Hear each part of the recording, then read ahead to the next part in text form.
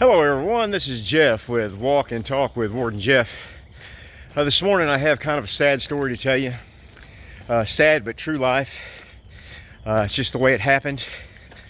It was a terrible thing. I know in one of my videos I explained to everyone how I was terminated from my job after 24 years simply because of the way I voted. It's called politics. Terrible thing to live for anybody to lose their job. Well, I lost mine, and I was pretty desperate when I lost it. And I got a phone call from a good friend of mine who had retired about a year prior, maybe 6 months prior. He was telling me about this great opportunity overseas in Kosovo. They were opening up a new prison, and he wanted to know if I'd be interested in coming over there and being a supervisor over there at that prison to open it up and to get it going. He told me that the job paid $150,000 a year. They didn't take out any taxes, and at the time that was good money. That was really good money, and I didn't have a job, so I thought, man, that might not be too bad. My wife said absolutely no. My wife loves me, and I love her too. And she didn't want me to go, and actually, I didn't really want to go, but I thought, to take care of the family and things like that, that might be the thing to do. But we figured out other ways to take care of the family. But anyway, to get back to the story, the man who called me had also called another woman who was a warden that was fired at the same time that I was. Well, she was another veteran of about 25, 26 years that they fired her simply because she didn't vote right. And it's just that simple. People always think, oh no, you must have done something wrong. No, we were all very good employees, and they did 27 of us that way across the state. Wardens and assistant wardens were all fired abruptly because we worked at the convenience and the leisure of the governor and the director. So therefore we were terminated, and they put in their own people for those top spots. Well, he gets this crew together to go over, and another friend of mine also who he had asked to go over there, he couldn't pass physical. He had a bad heart. He was so devastated and so upset that he couldn't go. He was wanting to go so bad, and he had just retired, and that would have just been perfect for him.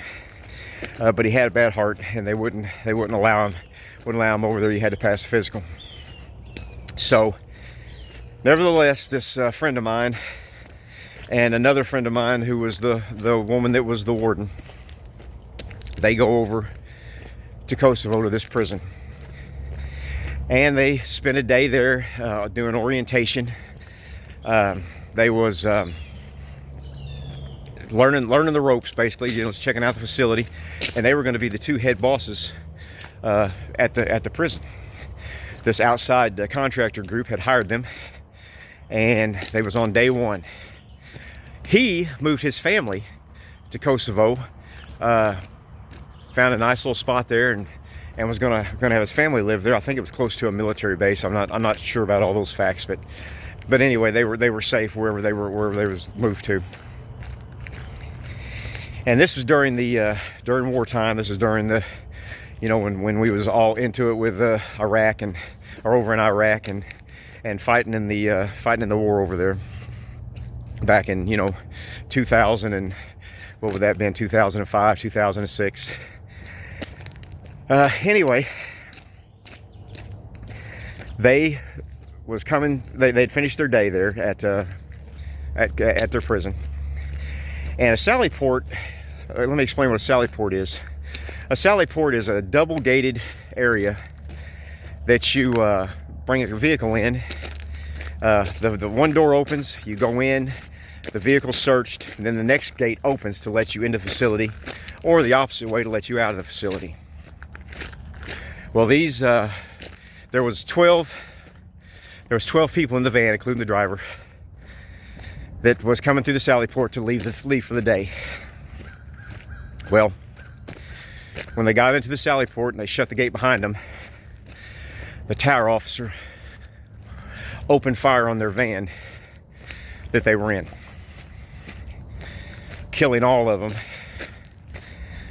except for my friend, who didn't die instantly but did die 2 or 3 days later in a hospital from the injuries sustained from the gunfire. He was shot by a Jordanian police officer, and he was a guy who just hated Americans, and he was working there at the facility, and nobody vetted him, nobody knew anything about him. But anyway, he opened fire on him and killed every one of them. It was a terrible thing. The people that was at the facility, the contractors who had hired them, oh, they was forever sorry, you know, that what had happened and everything, but that doesn't bring anyone back. And all 12 of those was from people from all over the United States, you know, that were murdered. But anyway, it's a terrible story. And the bottom line is that they were fired. 2 or 3 of those that was in the van was fired due to politics. They lost their life. They lost their life because they went over to try to take care of their family, to make some good money. And they lost their life because of politics, because they didn't vote the right way. And everything was done so dirty during that time when everyone was let go. They didn't even tell anyone. She was fired by a phone call. They called her on the phone. They fired me by handing me a folded up fax letter from the director's office. Another guy got fired on Thanksgiving Day. They called him on Thanksgiving Day and told him at noon that he was fired. They fired another guy on Christmas Eve. And then they fired, 2 or 3 of them just, sporadically, just here and there. They'd give them a call. Oh yeah, by the way, you're no longer working with us, and I got a letter coming for you in the mail. But that's just the way they were. They were dirty. Nevertheless, that's what happened. That's true life. And 2 friends of mine lost their life because of the politics. So anyway, that's my story today.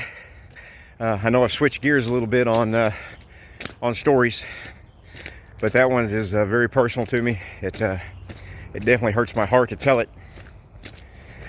But anyway, if you would like, subscribe, and comment on the page, and I hope everyone has a great day. I'm out.